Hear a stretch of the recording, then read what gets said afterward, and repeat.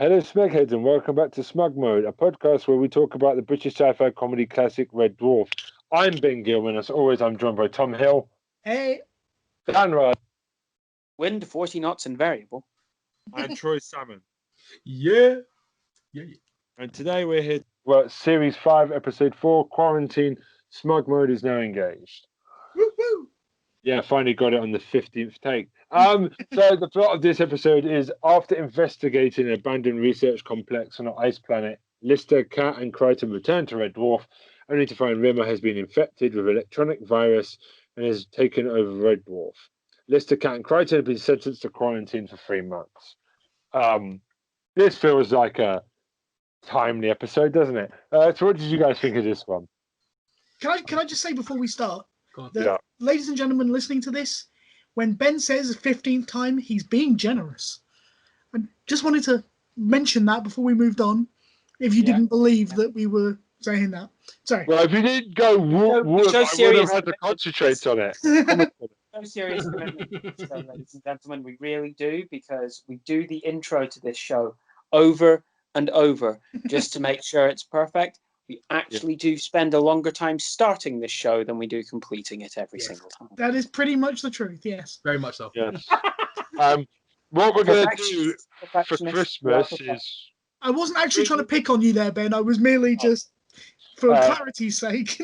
Between seasons 5 and 6, Troy's compiling, we're doing it for Syndrome as well, a Smeg ups and outtakes for separate.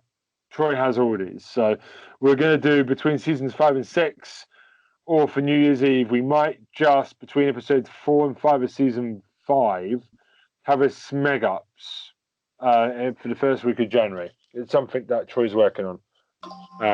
Because we have got so many good ones. Yeah. We've got tons. Tons, guys. Yeah. Troy's just going to put them all together. It's mostly me swearing. Yeah. Pretty much. 99%. It's literally 95% Ben. Yeah, I'll say 99. But now I'm trying to hold it on a bit longer so that they can all talk as well. And it's a bit funny if you can hear the other guys talk as well. So or basically take the piss out of Ben for messing it up. We're going. I think the best thing to do is to have a little tally go along with it. It has to be done. How many swear words and how many variants has Ben used in the outtakes? Ooh. Right. So, hello, eggheads, and welcome to Hug Mode. I'm Ken Billman, and I'm joined as always by Holmes Hill. Okay, let's get on to the episode. Right, yes. Syndrome. So we're pissed about in Syndrome. So the opening of this episode is with the planet of snow. It does look a lot like Star Wars again. Planet Hoth. You don't have to bring everything back to Doctor Who or Star Wars, man. I know it exactly. This is only the second time I've ever talked about Star Wars on this podcast. Can we point out that would be lovely though if we could have all of those in the same universe? It would be a bit like the the way the Kevin Smith universe is actually also the DC extended universe. Oh yeah. Yeah. Yeah. That would be cool. That would be awesomely cool. Somewhere in the galaxy far, far away, Red Dwarf is flying around somewhere.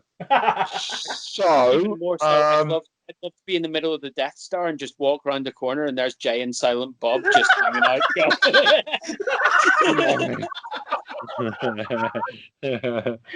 Imagine that happening around them going like, yo, you want some weed? I can imagine you would be one of the stormtroopers just randomly just walking around the place. I love it. So the up-to-date fashion tips is Kat is dressed up like a mafia boss this week. Very nice coat. I have a question because they come back to Space Corps directives thing. Why does Crichton never ever go at Lister about these rules? What's that? Because you know what the answer would be? What? Don't care. Egg off. Yeah. You don't care. But I do love Lister and Rimmer. Crichton and Rimmer going back and forth on the Space Corps directives. Yeah, they have great chemistry, them two. They have great chemistry. Their conversations are hilarious. I've noticed a little trend this season. Rimmer just getting completely tortured. Yeah. His entire season. Although, to be honest, he gets an entire love story for the first episode. So yeah, that's what I'm saying. But after that, it was gone downhill after that. Straight downhill. Oh god. Anyway, continue. So I wanted to talk about. Obviously, we don't see these viruses because Dr. Landstrom has viruses. The person they found on the ship. Yeah. Obviously, they come back in season 8. What's that? They come back in season 8.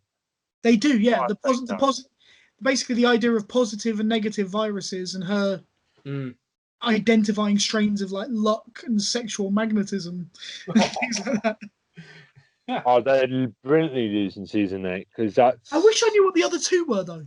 Well, having said that, this is like literally a scientific theory, isn't it? Yeah. It is, yeah. One of them is inspiration. Do they actually say that, or? Yeah, inspiration. The COVID. The coronavirus. Yeah, that's lockdown. I just saw the word coronavirus next to it. No, second, ignore me. Inspiration virus, luck virus, sexual magnetism. Nobody wants the coronavirus. Yeah. So we never see inspiration again, but sexual magnetism and the luck virus are used in season 2. Season 8. Yeah. Okay. But there are 4 vials, aren't there? There's 4 different things they find. I don't think we find out what the 4th one is. I'm trying to find out. No, I don't think we do. I mean, because I looked into it. I didn't even find the inspiration one, but... Are they? No one ever finds later on? Okay. It should just probably be happiness or contentment.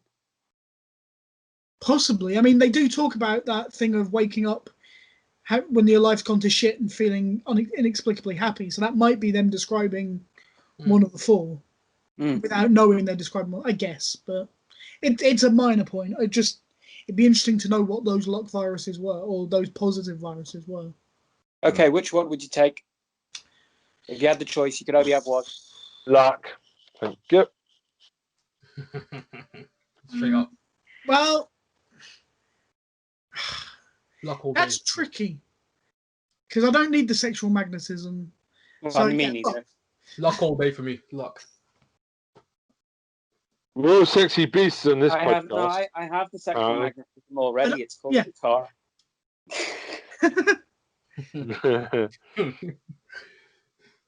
I don't try and be sexy, but I'm an overweight guy with a beard, so I can't help it. You know, it's just the way things go. Wait, what's that? You managed to get to Donald Trump and kill him? Oh wait, there's Ben Gilman. He's scored the World Cup final goal, and he's not even on the pitch. He's not even on the team. Yeah, that type of stuff. I'd still quite like to have inspiration as well, though. But would you need inspiration if you had luck? Because surely the luck would give you. Luck would just override it. Yeah. That's maybe why they dropped the But maybe luck is literally about random chance, whereas inspiration is about making the connections in your brain. You got a point there, Dan. You got a point. Maybe, yeah.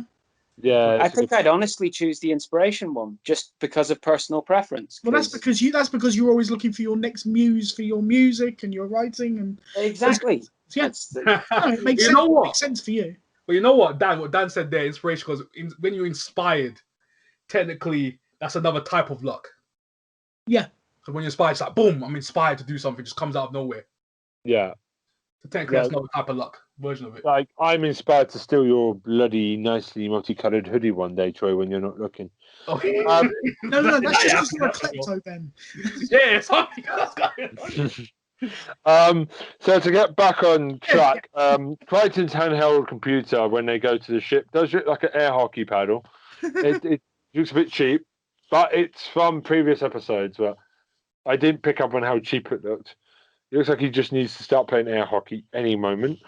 Why can't they meet anyone nice? That's a good line. I didn't meet anyone who could shoot straight. Yeah. Star Wars reference again. Jesus Christ. Yeah, exactly. Yeah, no, but that's It's another the big one. new, Right Yeah, there. it's that the is new definitely- charm joke now, is it? On this podcast, the bloody Star Wars references. Lovely. That is definitely a Star Wars reference. I'll give you that. That's my favorite thing to say when I'm not going to see someone for a while is just a picture of a stormtrooper. Well, what the hell? I'm gonna miss you.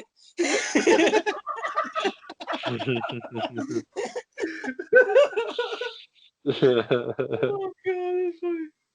What do you say if you're not going to miss someone? What do you say if you're not going to miss someone? Well, I won't bother, will I?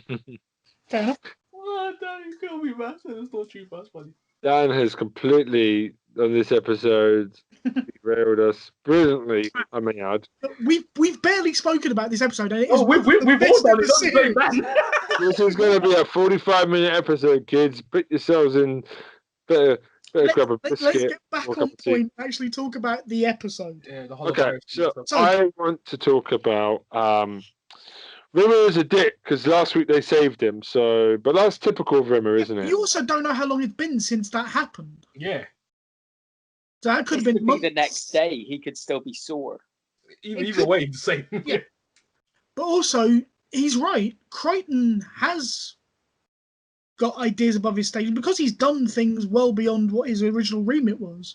So Rimmer's not actually wrong in what he says about, because you see it once they're in quarantine that Crichton has started to get opinions and all that kind of stuff, and it's not the nicest of people sometimes. Yeah. On this note, actually, that reminds me of something I didn't bring up last week. Go on. Yeah. In the Terraform episode, right at the beginning, when you see the overlay on Crichton's view, he is not referred to as being a service droid. His designation is Diva Droid. Oh, really? Uh-huh. Ooh. Wow, I've never noticed that. Okay. So basically, he's becoming a diva. Yeah, nice. Yeah, basically, yeah. Nice. We will see that where Kachansky turns up. We are going to see a lot more of that diva behavior. But it's attention to detail like that Red Dwarf do. That Yeah. I mean, I don't know how many times I've seen that episode, and I've never ever noticed that. Me either. What the heck? That is awesome. That is a nice change. Diva droid.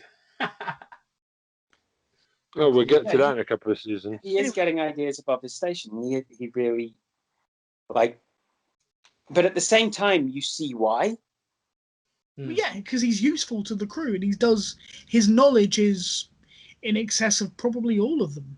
Yeah. And he goes with the most logical thing to do, Yeah. like almost all the time, and it's the rest of them that kind of just go, nah, and fuck it. How have this crew managed to survive the first 2 seasons without him? That's what I want to know. By not doing anything? Yeah, they're doing absolutely nothing. They're literally just moving in space. Yeah, literally, that's all they're doing. Relying on Holly, which is why they're going nowhere. If anything, now with since season 3, since Crichton's become a regular member, they really have been put into danger a hell of a lot more by getting Starbug and the Blue Midget a lot more. I've noticed that. That's quite funny. Blue Midget's basically disappeared by this point. It's only Starbug. Oh, he'll be back. He's going to do a little dance for us in season 8. Yeah, in season 8, but for literally like 5 seasons, Blue Midget is not even referenced. Anyway. I think the Smurfs, I think it's a racial swear. I think it's a racial slur on a Smurf. Well, originally it was White Midget, wasn't it? First season they refer to White Midget. They don't refer to Starbug at all. It's Blue Midget and White Midget. Yeah, because they're basically star names. Yeah. Yeah, so Starbug didn't actually exist in the first season. Can I just say I've noticed now that Holly's face moves on the monitor in the background. It's not frozen anymore. She's generally moving around, looking at on the set where she needs to look. She's not just frozen now. Yeah. Don't know when that got upgraded. Dr. Landstrom is very creepy. They do quite a good job of that. Yeah. No, she's quite quoting Schopenhauer is quite twisted as well. But you know. And we need to talk about Rimmer. We need to talk about the quarantine because it's quite funny. Although there is a bit of makeup that goes on Crichton's head when him and Kat Yeah. My wife That's a pointed proper that goof, one out. yeah. I didn't even notice that. But I mean, the thing I think we need to talk about is that basically the rest of the crew are listening to Crichton more than they're listening to Rimmer. Crichton then explains to him that he's not doing it maliciously, and Rimmer says, why does he never use these space core directives against anybody else? They don't even exist. So he's then furnished with an electronic copy, which he can peruse at his leisure as he goes back to Red Dwarf, because they need to commandeer his light belt to bring Dr. Landstrom aboard, which was their original intention until she turns out to be a complete fucking psycho. In that case, yeah. But yeah, so the idea is basically they get screened before they come back, and none of them have anything wrong, but they can't get into Red Dwarf, and they have to go round to the quarantine bay because Rimmer has been reading up on the Space Corps directives and takes great pleasure in enforcing them before he goes nuts. Basically, he speaks to Landstrom on a talkie thing, doesn't he? On a kind of a walkie-talkie radio kind of thing, and it transfers that way. Let's talk about Let's talk about what he's wearing now. We have to talk about this. After they've been in quarantine for 3 days, you mean? Yes, because Chris Barry only agreed to wear that dress if the other cast members would wear one too. Which is why they did that scene at the end, yeah. Yeah, brilliant. I love that. Gingham skirt and army boots, yes. It's the fact that you can't see the army boots yet they still put it in is just... That detail, isn't it? It's just top notch, yeah. Yeah. Oh, you know what? It's I just love the pettiness of the fact that Lister is technically the only registered crew member, so one berth is all you're getting. I just absolutely love that. It shows that Rimmer can actually be quite clever. Because I don't know if any of us would have thought of that. We'd have maybe thought of putting them in quarantine to punish them. But it's about the arenas that your skill set shines in. The arenas that Rimmer's skill set shines in is when he is being as petty as he possibly fucking can. It's shown earlier in the episode as well. He's told he has to get back to Red Dwarf because they need the light beam. He dilly-dallies and dawdles up until the point that they actually need his help, and then he fucks off. Yeah, true. But my point is that how does he find the quarantine stuff so quickly? Because it's like Space Corps Directive 595 and 597. Has he sped read? What the hell? How the hell did he manage to find the exact thing he was looking for in a list of boring regs? I think there's two reasons for that. And partially, you don't see it because of the magic of television. But he has gone back to Red Dwarf basically via transfer. Right? He hasn't gone back in Starbug. Yeah. He's transferred his hologram back to Red Dwarf. They've had to travel back in Starbug. Yeah, but... Had some time. We don't know how long, but it could be hours. Yeah, but it's still like 600 at least pages of things to read. True. I mean, it's just one of those little things. It doesn't matter because the episode is awesome. But it's one of those things I've always wondered is how the hell did he manage to find the Maybe it's got a headline. Maybe there's a glossary that says quarantine or something. I don't know, but yeah. I have a question. Does anybody else look at the contents of their nose after sneezing? Yeah. Oh God, I don't. I can't twist my eyes that way. I just want to say the Mr. Fibbles. Yeah, I want to get one of these for Christmas. I own a Mr. Flibble. Oh my God. It's ludicrous, isn't it? It's just quite the sight of Rimmer in a dress. You know that originally that wasn't supposed to be the puppet though. It was it was standing originally. Yeah. So the guy who made all their props made it as a thing whilst they thought of something better, and then they didn't find anything they liked. So it ended up being a penguin with a bow tie on. It works though for the scene. It works on the scene. Right, Ben, if you want to get a Mr. Flibble, you can find them still because they were made. The Red Dwarf website did make them for a while. They don't anymore. It would cost you about 150 quid to get an unboxed Mr. Flibble original, though. Mm. Or you could do what I did, and I said to my mum, who's a very, very, very, very talented seamstress, "Can you make me a Mr. Flibble?" And she did.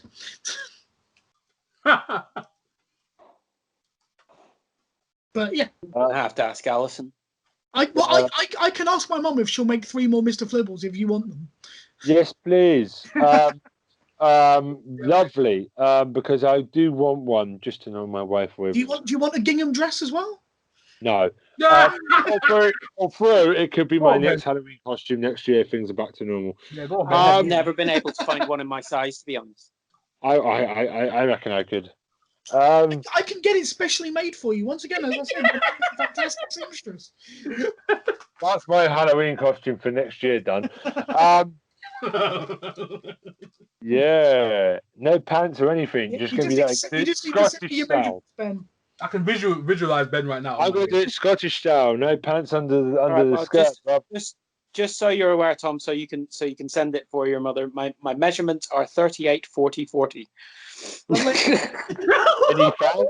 Well, now people can just send you clothes now from the fans. Yeah, exactly. Lovely. Now you need to give them where you live. Now you need to. Well, by the way, I just want to know what the king of the potato people. I just trying to imagine that.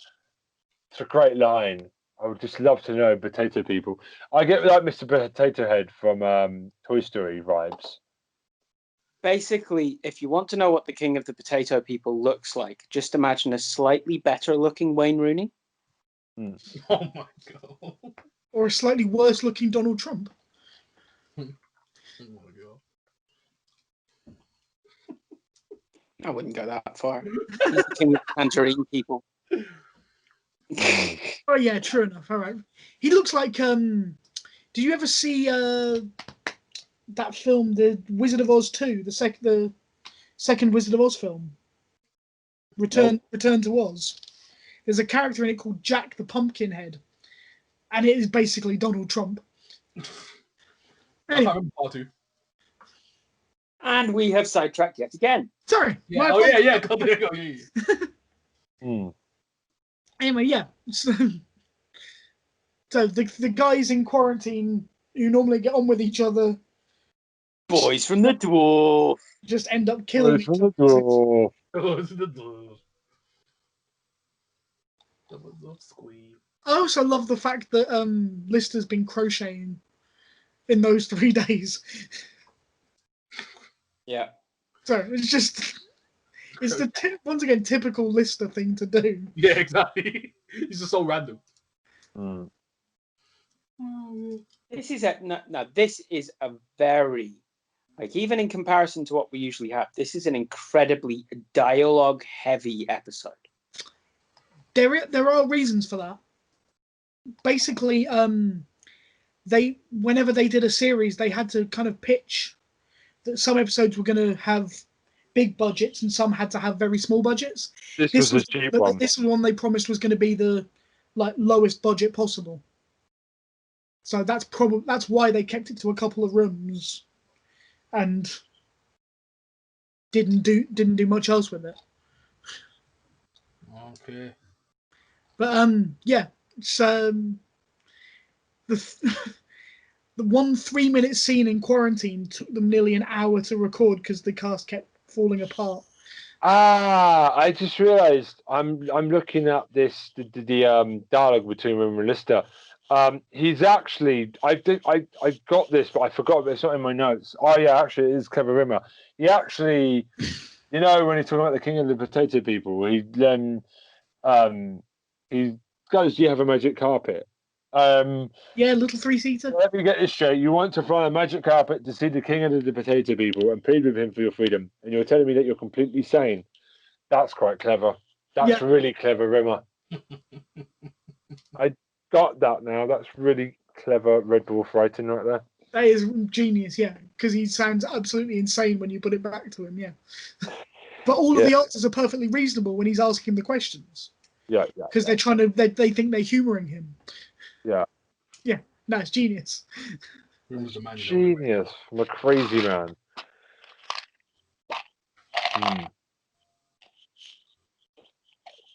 Anyway, Okay. yeah. So what do we think of this episode, then, lads? Love it, love it, love it. Loved every second of it, man. It was a good episode. I think it was this or last week. I don't know.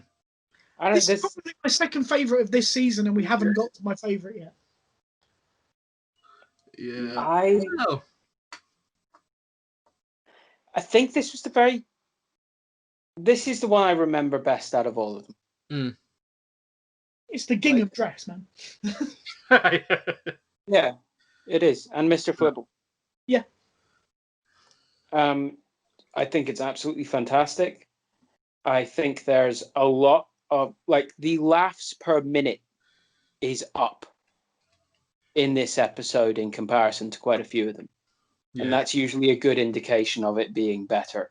Might not be everybody's favorite, but yeah, it's definitely a contender for mine.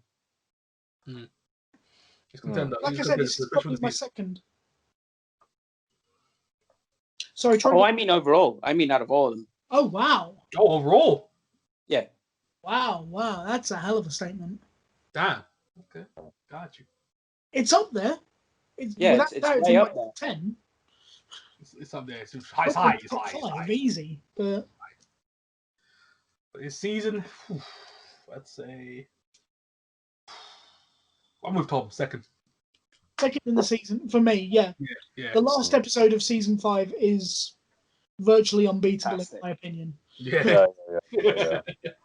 I loved it with the glasses, like, testing that. I loved it, man. Wait for next week. No, that's 2 weeks away, man. No, in terms of recording, yeah. 2 weeks. Next week in terms of recording, 2 weeks in terms of when the people will hear it. Yeah, because we're going to do we're going to do outtakes for New Year's to give us a break. For the people. Yeah, thanks, Troy. That's all you, dude. Cheers. Yeah. Definitely. If you're a fan of hearing Ben Gilman swear a lot, that's the. Oh, boy. I know I am. Your Christmas soundtrack. Your Christmas soundtrack will be me swearing every 5 minutes on the Syndrome and the Smug mode outtakes. Lovely. Swearing worse than the Queen Mum's parrot. Lovely. Well, that's goodbye from me. Bye from me. Well, for me. And goodbye from me. Smeg off your fucking smegheads.